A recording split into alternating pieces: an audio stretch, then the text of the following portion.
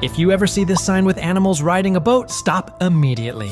Bro, what is that weird sign all about? How can animals ride a boat? I'll tell you. But first, if you think this chubby cat is cute, like and subscribe. Look at this dog, lonely on the street with no one by his side and starving. He thinks that no one loves him because of his looks. If you love this dog, drop a heart emoji in the comments because every act of kindness always comes back to you. This sign is not an official warning sign. It simply shows that you are in Canada because the animals on the sign, a bear and a moose, are well-known symbols of the country. They represent Canada's vast wilderness